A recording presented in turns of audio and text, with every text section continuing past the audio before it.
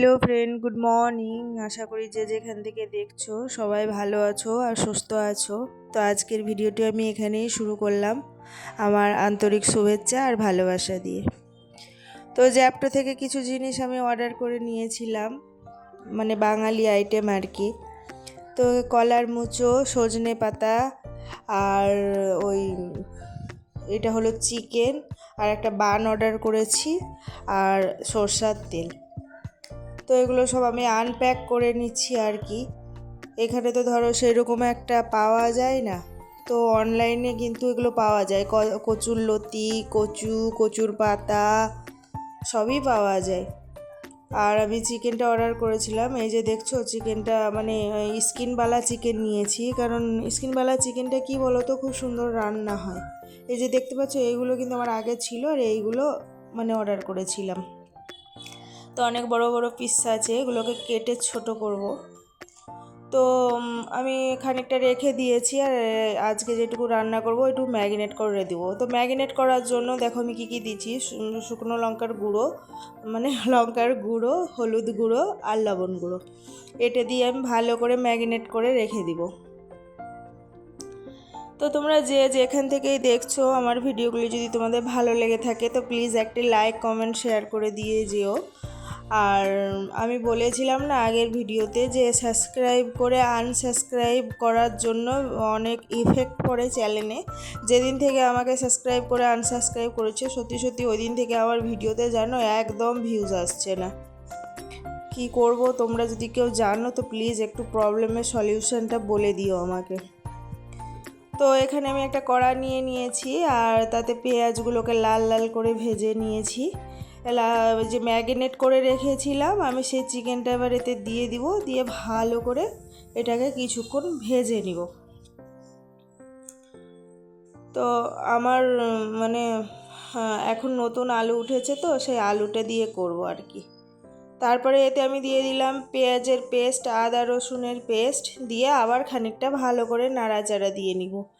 আর আমি তো চিকেনটা আগেই মশলা দিয়ে মেখে রেখেছিলাম, তো এবার আলু তো অ্যাড করব, তাতেও মশলা চাই।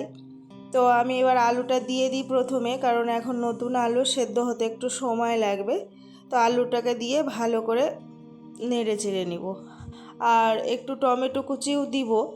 তো আমি ভাবলাম প্রথমে 3টে দিব, তারপরে মানে না, দুটোই দিই, কারণ টমেটোগুলো দেখেই মনে হচ্ছে অনেক টক হবে, তখন আবার চিকেন টক হয়ে গেলে খেতে ভালো লাগবে না।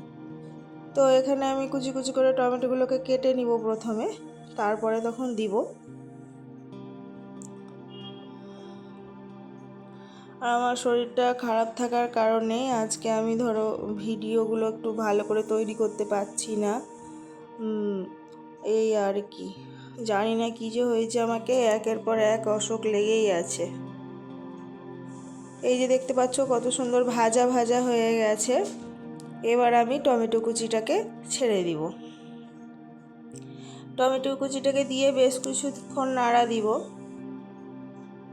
আর আমি অফ ক্যামেরাতেই জানো হালকা একটু হলুদ আর লঙ্কা গুঁড়ো দিয়েছি, কারণ আলুগুলো দিয়েছি, তারপর লবণও দিয়েছি। তো ভালো করে কষানো হয়ে গেছে, এবার আমি জল ঢেলে দিব। জল ঢেলে খানিকটা ফোটার জন্য মানে ছেড়ে দিব, কারণ ভালো করে না ফুটলে আলুটা আবার সেদ্ধ হবে না। তো আমি এবার ঢাকা দিয়ে দিই, কিছুক্ষণ ফুটতে থাকুক।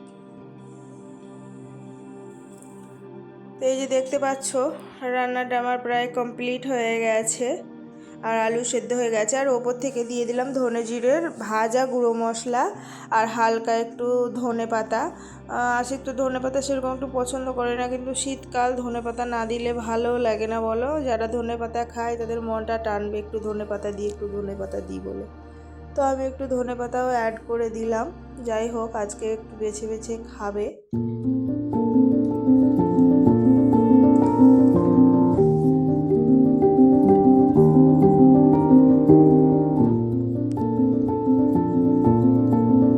রান্না করতে করতে জায়গাটা আবার নোংরা হয়ে গেছে, পরিষ্কার করতে হবে। তো এই যে ফাইনাল লুক। তো আজকের ভিডিওটি আমার এই অবধি ছিল। সবাই সুস্থ থাকবে, ভালো থাকবে, আবার কালকে একটি নতুন ভিডিওর সঙ্গে দেখা হবে। বাই।